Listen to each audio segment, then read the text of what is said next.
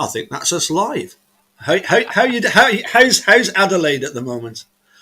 At the moment, the weather is really good. Yep, My football team, the Adelaide Crows, won, which is yep, great.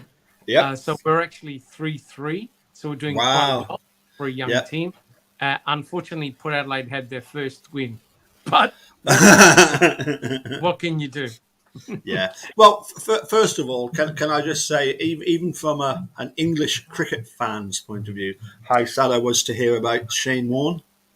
Yeah, yeah. It really was a sporting tragedy, Yeah. not only for Australia, but anytime a young man dies or a young person dies, he was relatively young, in I think 52, wasn't he? Yeah. 50s. Yeah, Yeah. yeah, yeah. That's quite a shock.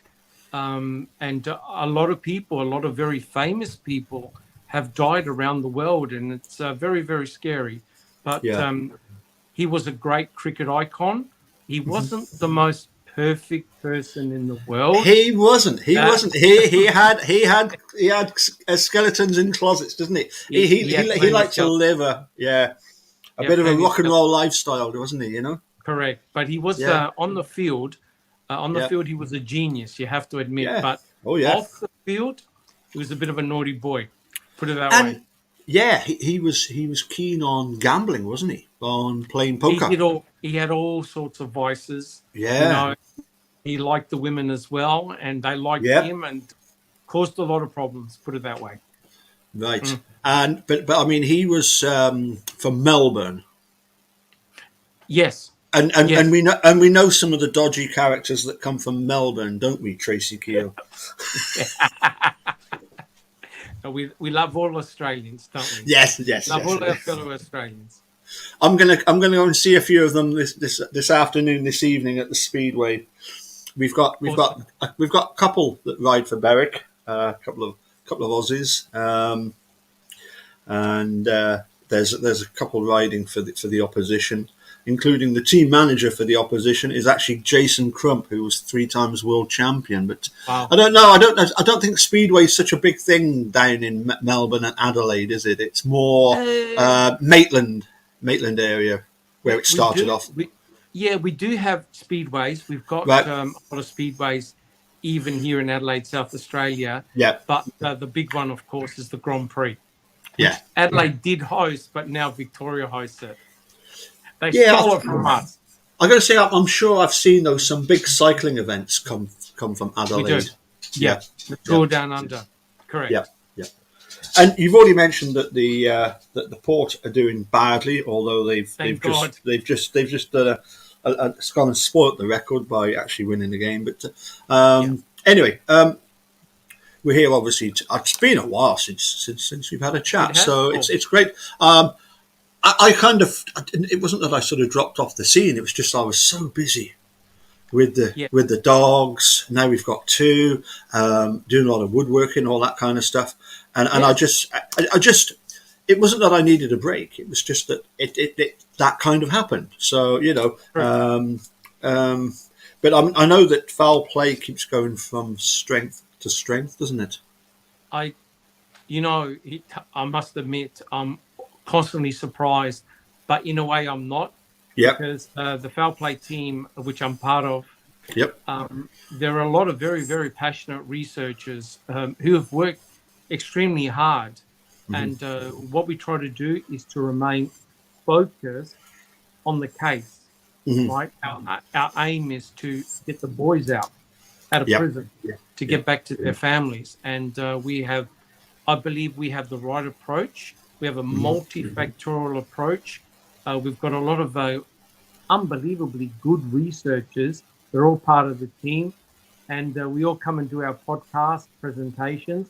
But I think one of the most important things, Paul, is that we're gaining a really good reputation of doing our research, being thorough in what we do. And we also do a lot of FOIA of documents. Yes. So we have an extensive library of documents, all available for free for you to do your own research. And the other thing, of course, we have released a lot of phone calls as well. We upload them as well. And so I think things are progressing quite well, which is awesome. I was going to ask you actually before we get onto the main topic, which I discussed earlier. Um, I remember the first time coming across you on either Discord or Hangouts on the Erakoze, either the Wrecking Crew or before that, and Yeah. so you've been around. I would say virtually from the start, certainly from the start of the dude starting off. So Yes. it's. I mean, for you personally, what's it been like going from somebody who's quite happily enjoying their life in Adelaide to then being thrust into this case and to find that you're still here all these years later? Well, I think, I mean, I remember watching with awe people like Erakoze, Purpleplex back in the Yep, day, and also Rubber Ducky. And yep, I was just amazed by their knowledge. And I can remember Erakoze, what I really admired about him was he was an early player in this game. And he yep, had done a massive, massive body of work.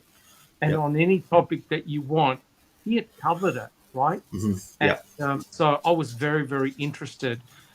This case for me, of course, was shocking, both Stephen and Brendan Dassey case. But what fascinated me, Paul, personally, was that this case was predominantly based on DNA, right? The forensic evidence. And it just so happened that my professional working background was in molecular biology, working yep, with DNA, uh, you know, doing all those type of techniques and really understanding the methodology. And what I did find, Paul, was a lack. A lot of people in chat groups and things like that, discussion groups, really lacked the knowledge yep, and understanding of what transpired, how this forensic evidence was used against Stephen. yep, So I could remember just casually coming onto Discord and I got all these invites from a lot of different groups, and I got to meet a lot of fantastic people. And yeah, like Foul Play is 2 years young, and I believe we have achieved a lot. Our videos themselves have had over 600,000 views, and we're nearly approaching 2,000 supporters, which yep, is, I think, awesome. And it yep, goes to show, um, if you're a good person, you do the proper research, you give people a go, you're not nasty or rude, you provide a good, friendly working environment, yep. things can be good. Things can be good, I think. Indeed. I totally agree with everything you've just said there. Let's cut to the chase. I've been going on about this for a while. Mike Holbach and one of your countrymen, Crockett, who Yes. it's absolutely fine. He has a kind of a different take on Mike Holbach. But I really wanted to cut to the chase, as it were. We've recently had this disclosure that the FBI they never examined bones. They only examined charred material.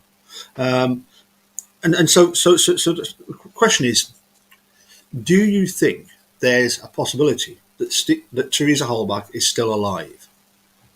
None. No. None whatsoever.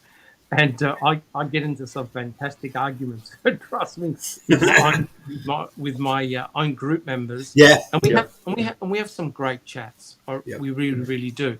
But the way I approached it from a holistic approach, not looking at just one piece of forensic evidence, but looking at a lot of different things. And I could go through them if you want me to, or we can discuss it another time of what Oh I no, believe. no, no!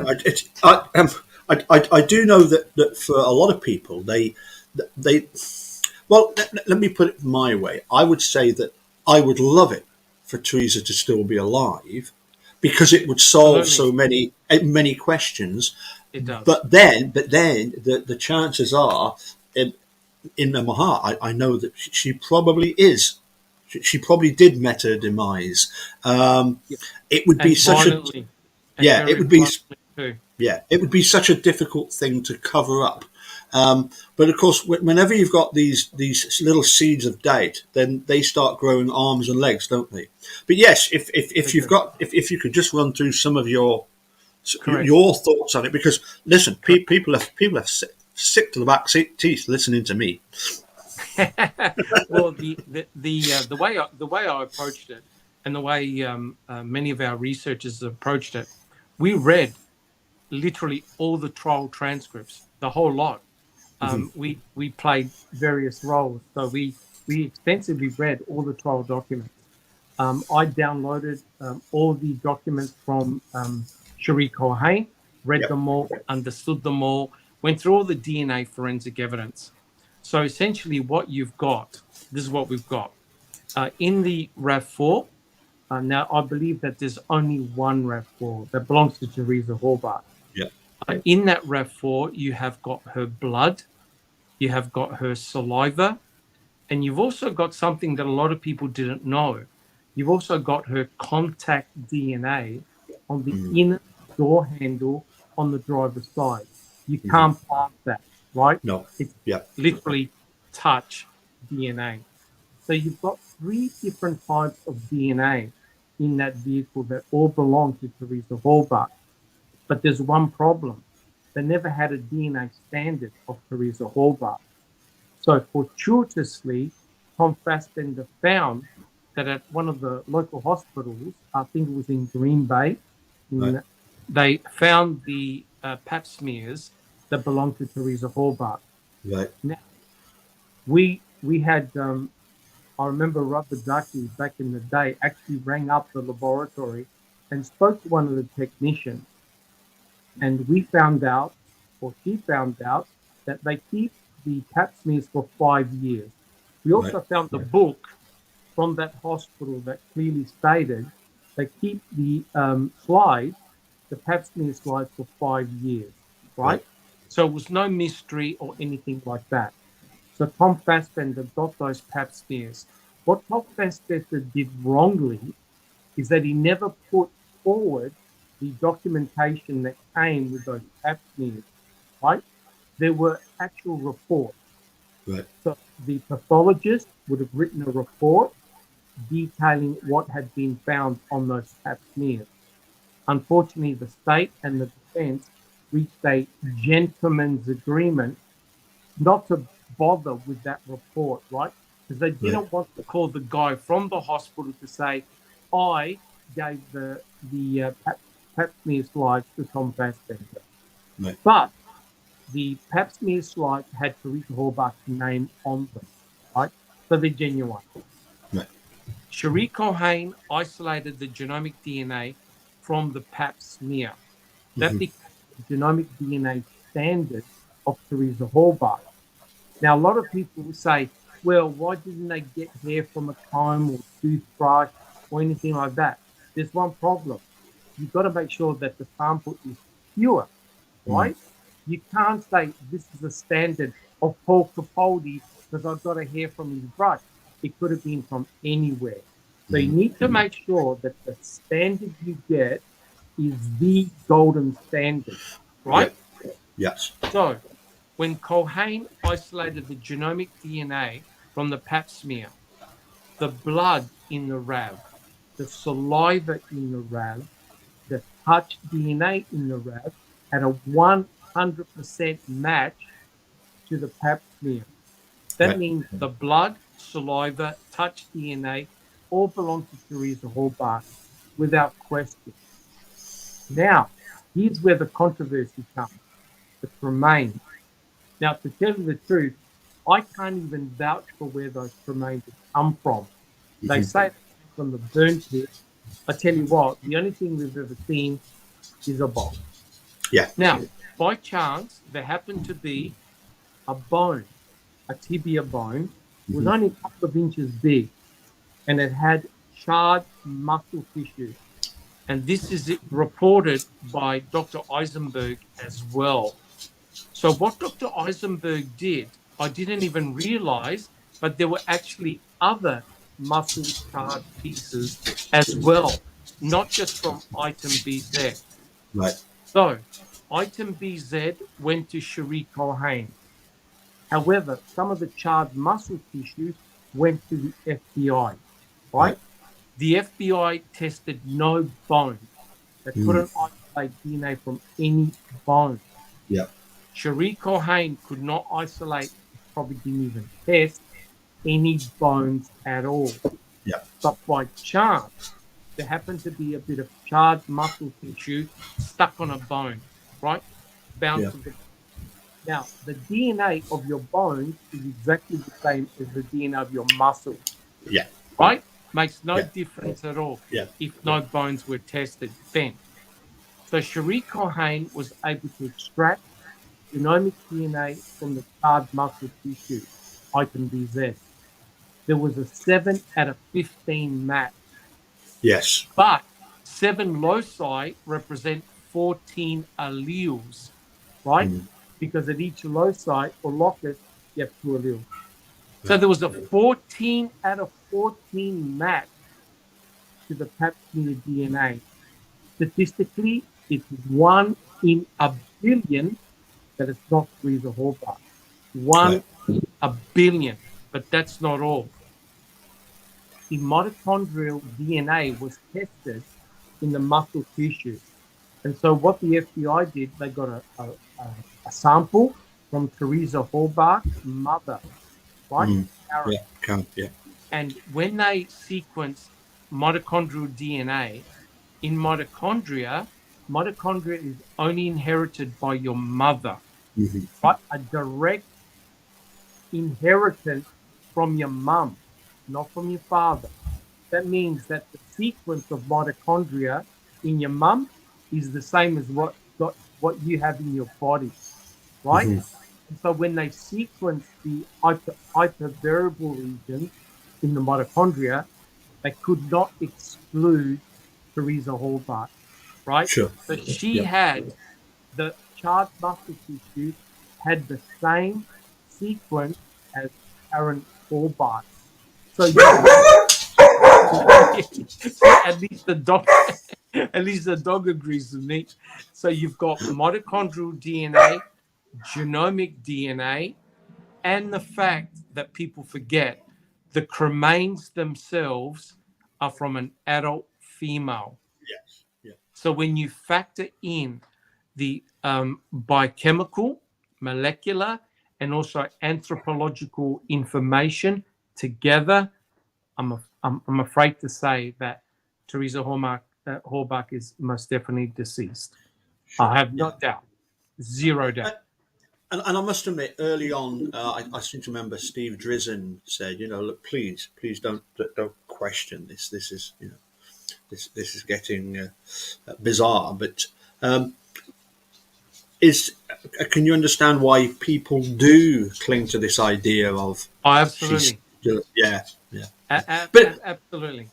yeah, and that's all I was asking you was, as I say, your opinion, and from what you explained. That's as clear as day. So thank you very much for that. Moving on to the next.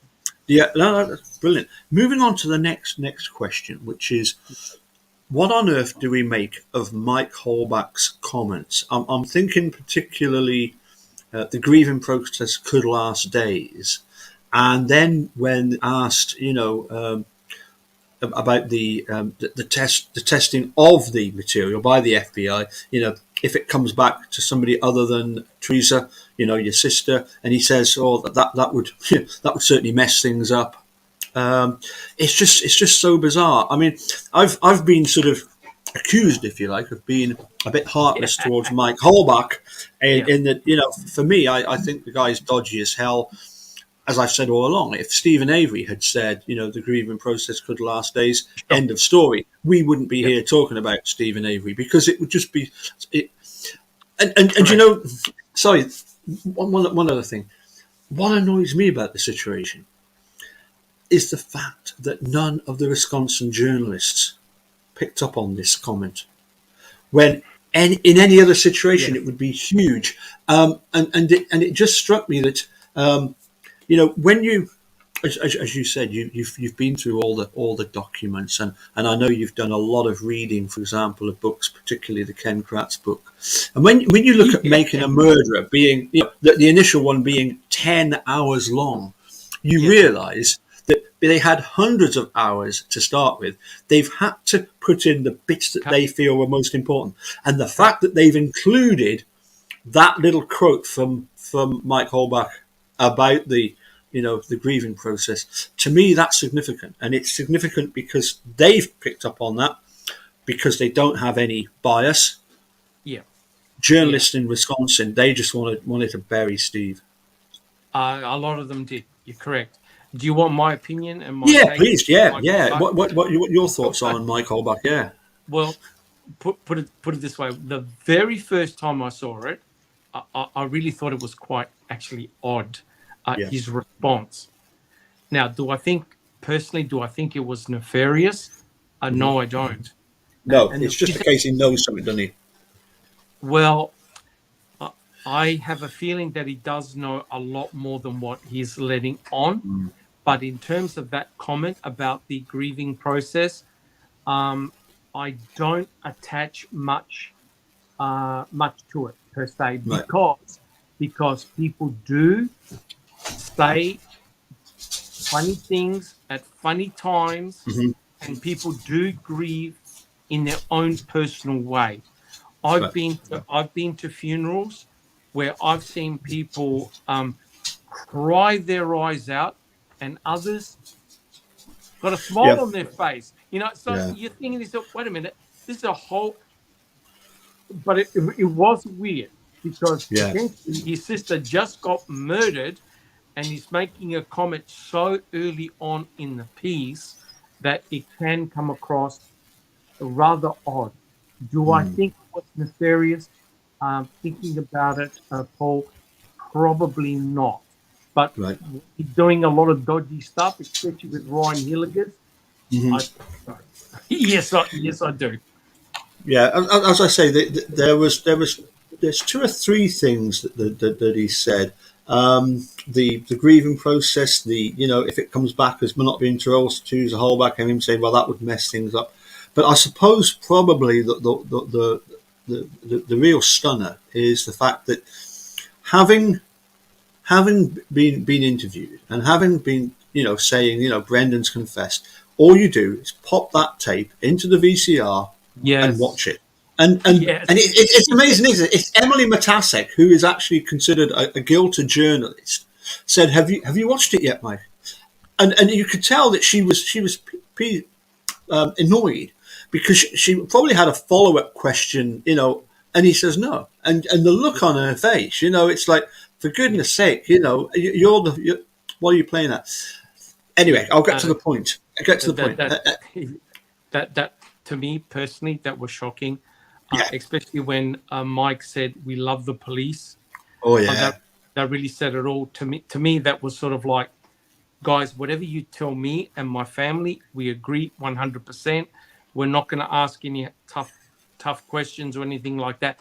But the mere fact that you could actually believe what Brendan Dassey said during his interrogation, which, there's been academics, there's been experts, there's been lawyers, attorneys, professors who have looked, and judges who have Yeah. looked at his confession, so-called confession, and basically said, that's bullshit. Yeah. That's absolute garbage, right? And yet Michael Holbach never said, well, yeah, look, I went over it. I believe him, or jeepers, there's some really odd stuff. He never said any of that. In fact, Yeah. he never even, well, he must have been in the courtroom because they played part of it, right? Surely Yeah. he had to be in the courtroom. So it was a rather odd comment not to have actually taken the time to consider what Brendan actually said. I agree. Yeah. For me, it was when it got to sentencing. In the lead up to sentencing for Brendan, Yeah.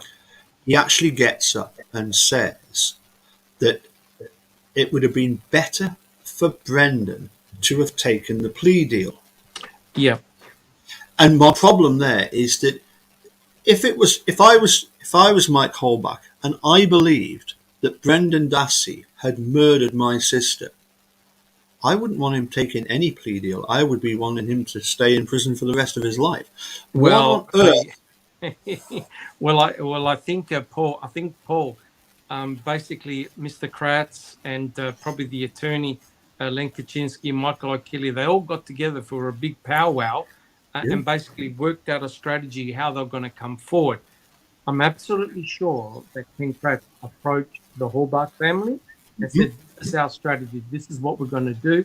We're going to get Brendan to be the state star witness against his uncle, testify against his uncle. All I've got to do is present a piece of paper to the judge to say, look, judge, it's all there, all black and white. This particular suspect has confessed. He's written it all down. He's signed it. We're going to go for a plea deal. Life in prison for Stephen for being the big bully, the one that forced Brendan to do all these nasty things. We're going to go for a plea deal, judge. We're happy with 15 years. Except, of course, it all unraveled, right? So I may have had the privilege to hear from Ken Kratz, look, this is our strategy. This is what we're going to do. Don't be shocked or surprised. It'll all turn out nice. He's going to pay 15 years minimum for doing what he did to your sister. But we believe the main driving force is Stephen. He's our number one target. Done. Yeah.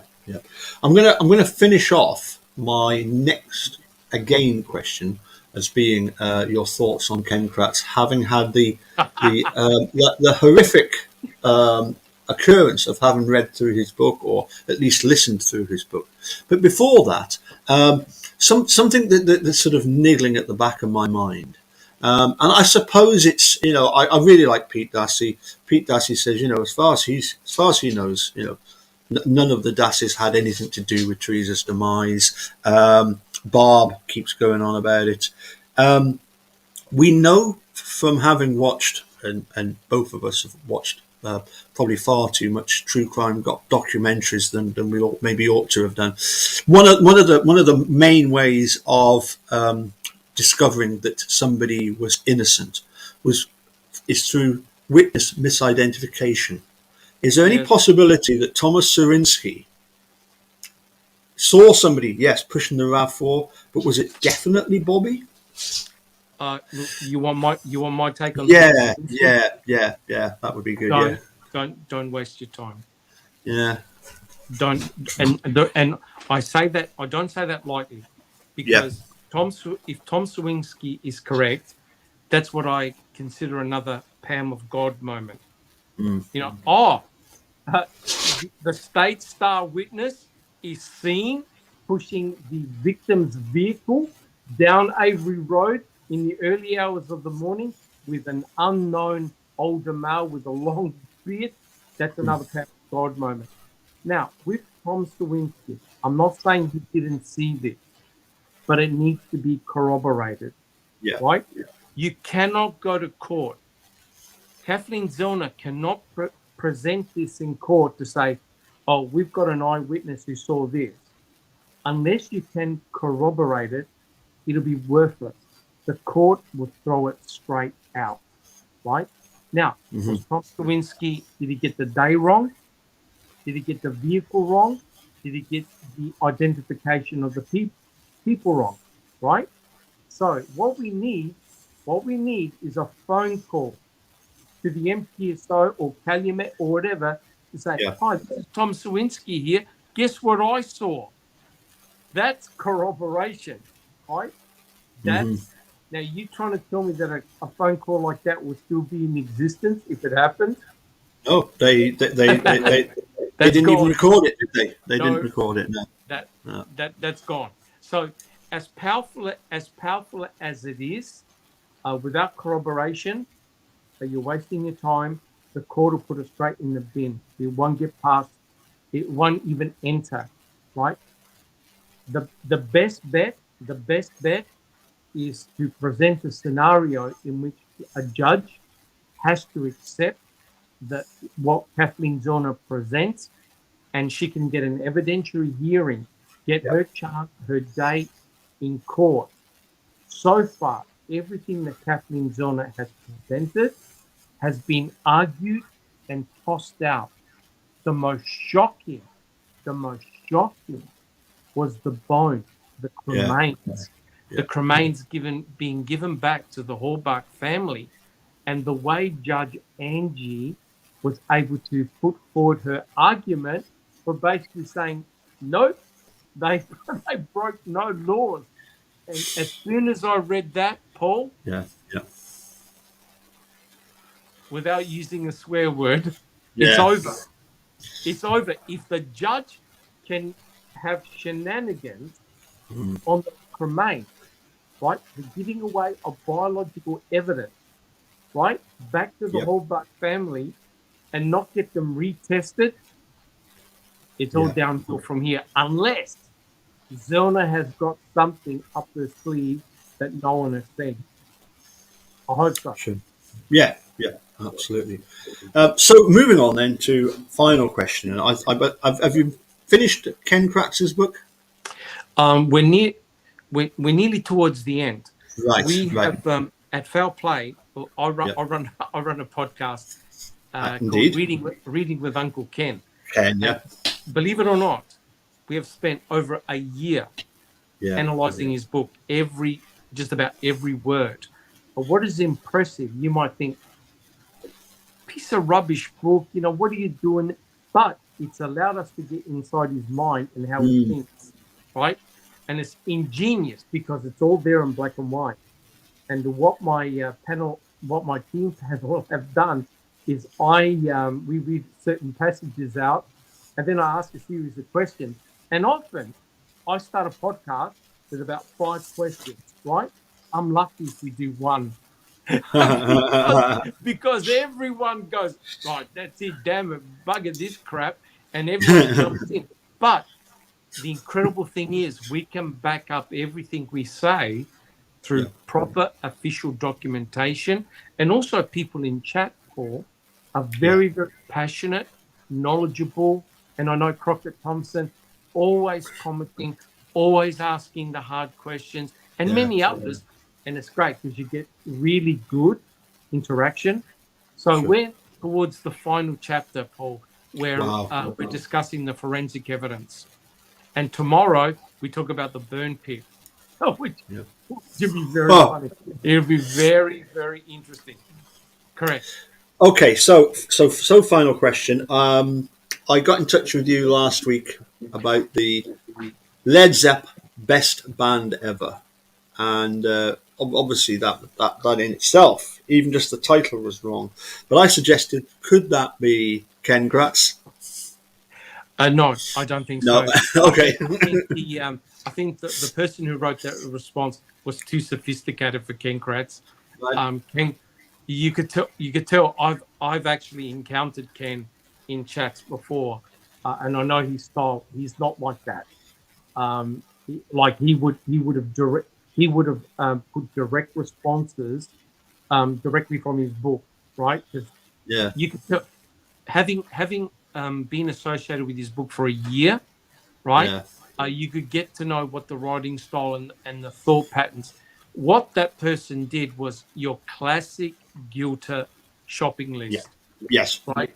And what I find is when you encounter Gilters like that, no matter what response you give, they ignore your response and they'll ask you another question. So it's like an endless spiral. You never get anywhere, right? So these are the type of questions that Ken himself has asked in his book, and the Foul Play team has ripped it to pieces. Yeah. And that's the important thing. You can't answer these questions in 2 seconds. You need time. You need time to assess the material, and you need to have a really good response. But let me tell you now, Paul, you waste your breath. It makes no difference at all. Well, I mean, the thing is, at one time we were exchanging emails via Twitter, and he said, "Oh, go on then. I'll give you one question." And I said, well, okay then. Um, Here's my one question. Why weren't the contents of Brendan Dassey's computer with all the porn material and all the horrific images on it, why wasn't that used as evidence, physical evidence, against Brendan? I never got an answer. No, you won't. You won't. That's actually, Paul. You've hit the nail on the head there, and this goes to show the disgusting behaviour of these attorneys, Yep. and also investigators, because there are search warrants, right? Some of our researchers have FOIA documents, and Yes. also there was a great write-up on Reddit by I believe it was Temptidius Yep. and others, talking about all these new findings in these documents. And it's like, I almost quote verbatim, we expect to find porn, torture porn, etc., on Stephen Avery's computer, Yeah. right? So they're already foreshadowing what they expect to find. Mm-hmm. Oh my Lord, they found all of that, but on their star witness's computer, Yeah. disappeared. It dissipated. It made no impact at all, because Yeah. if that material was presented in court, Yep. Bobby Dassey as a witness would have been destroyed. He would have had no integrity, and it Yep. would have made the judge and the jury think, well, wait a minute, all the stuff that the investigators were thinking they were going to find on the suspect's computer is on the star witness's computer, who also happened to see Theresa Holbach at that critical time. Hello? Yeah, it's shocking. Yep. Yep. So that was sort of final question part C. Final question part D. You're letting me off lightly here, Paul. Best band ever, best rock band ever. I can't imagine you listening to much rock music. Oh God, no. I was listening to rock when I was probably about 14 or 15. Wow. Back then, I really wasn't that much interested in Led Zeppelin per se. Right. But back then, I was listening to things like Deep Purple. Yeah. Brilliant. Richie Blackmore's Rainbow, Ronnie James Dio, and then I transitioned into heavy metal. You know, your Judas Priest, your Metallica, your Iron Maiden. But I could understand you have to like Led Zeppelin. It was a bit too late for me per se. Right. You know what I mean? I was more into Deep Purple, but we must never forget probably one of the most iconic bands. Yep. AC/DC. No That's question. Right. Yeah. No question. A huge Australian band, of course, and popular throughout the world. Yeah. Yeah. And the lead, Bon Scott, is that right? Have I got that name right? The lead singer. Correct. Yeah.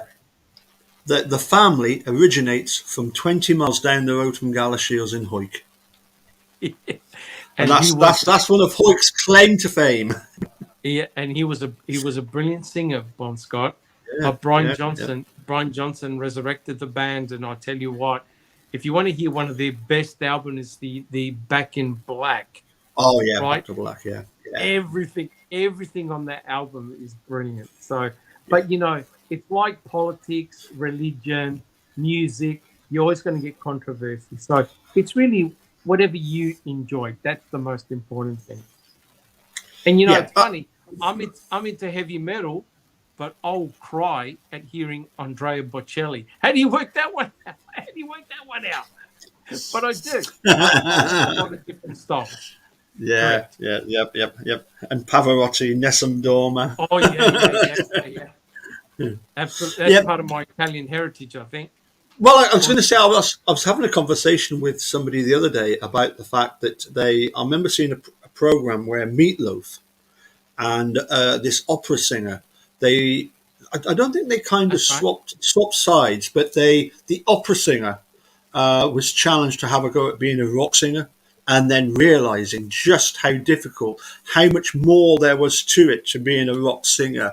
Yeah. And then the guy gave a good account of himself. But, the conclusion was, it takes a particular type of It does. individual It to be a does. good rock singer. Yeah. It does. It does. It's sort of like sad that a lot of people in society they don't rate rock music or heavy metal music until they try it themselves and Yeah. just realize, oh my god, these vocalists are brilliant and these Yeah. musicians are so gifted. But again, what can you do? I'm sure Bach would have been playing heavy metal if he was alive today. So what can you do? Well, certainly when you look at the pioneers from the classical era, your Oh yeah, Bachs, then your Mozarts and your Beethovens, these guys were all the punk rockers of their era. They were correct, the ones pushing the boundaries in their time. correct, Um, and correct. yeah, I'm sure we've got plenty more to come. Listen, Doctor, it's been absolutely brilliant chatting with you as Thank you very usual. much, Paul. Nice to get back to it, and I mean, hopefully in our chat, and you've gone through some of the, I would say some of the sort of really big questions that get people fired up. So And many look, thanks for that. the reality is, you can explain something 100 times, Yeah, right? But people still, in the back of their mind, have doubt. yeah, I mean, I'm the harshest critic of Cohen. Don't get me wrong. yeah, yeah, I'm the number one harshest critic of her work. But when the computer spits out the result, not yeah. Cohen, then Yes, you have to accept it, right? Because it's the exactly. computer. But what leads up to that, then that of course is in dispute, Yeah, especially when it came to Stephen. But when it came to Theresa, they wanted to make sure they absolutely had a DNA standard from her. Otherwise, yeah, they couldn't compare anything found anywhere. So, yeah, but yeah. honestly, Paul, I think good things are going to happen. I really, really Sure. do. Yes. A Yeah. lot of people are doing really good research. It's awesome. I mean, just as a final thing, I did a video yesterday where I called it, the adoption of the dassey law or the dassey bill. Yes, It was something that Steve Drizzen said to me in an email a long time back. That opinions change. This process might be long, but opinions change, and I can't help thinking that these states, Illinois, Oregon, New York, now Connecticut, they there has to have been. I can't see it any other way. Whereby there were people that have been pushing for not bluffing, but then when they had the correct. power of Brendan's interview to actually look at and see what was going on, this is when some of the states have realised we need to do something about this. That would be Yes, my thought.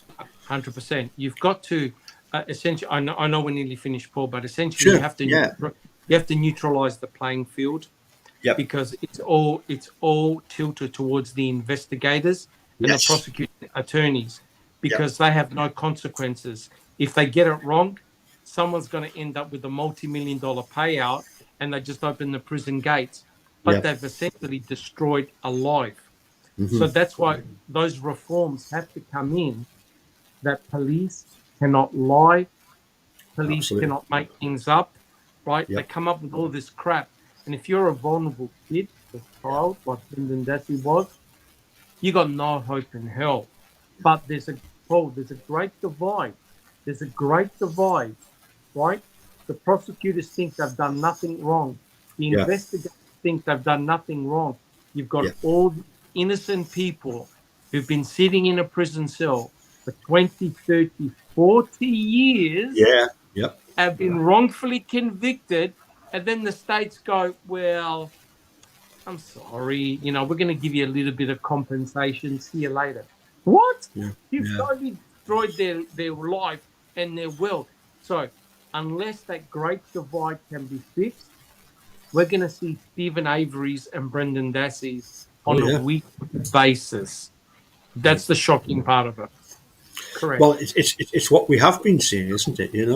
Yes, Yeah. correct. And you can look at all these wrongful conviction cases, Paul, and they Yeah. all have similar elements. As soon as you Don't see they? the Yeah. read technique, Yes. you go, this person is doomed. Yeah. Doomed. You Yeah. see it all the time. Correct. Absolutely. Absolutely. Well, in summing up, as I say, all I can say is many thanks again for Pleasure. joining us. We always have a good and enjoyable We do. good We do. good chat, and it's very pleasing to see that even though it's just turned 7 in the morning in Wisconsin. So at the rest of the world, we've got a really really good turnout of people tuning in to Fantastic. watch. I've been keeping an eye on the comments on the side, but anyway, I'm going to say cheerio, but I'm going to give you the last word, Doctor. Well, first of all, I want to thank you, Paul, for inviting me back, and it's always a pleasure speaking with you. Um, Thank you. I pinch myself every day that I'm part of an incredible team, Yeah. Foul Play team, Yep. and I'm Yep. and I say sincerely, I really do, that I'm really glad that I got to meet Eric Cozy, Yep. and we even did some podcasts together, which was Yes. awesome, and he taught me a hell of a lot, and I got to meet some incredibly talented people, and fingers crossed that the two boys can eventually come home. I Absolutely. honestly believe in their innocence. I really do, and good thought. We'll get there. Indeed.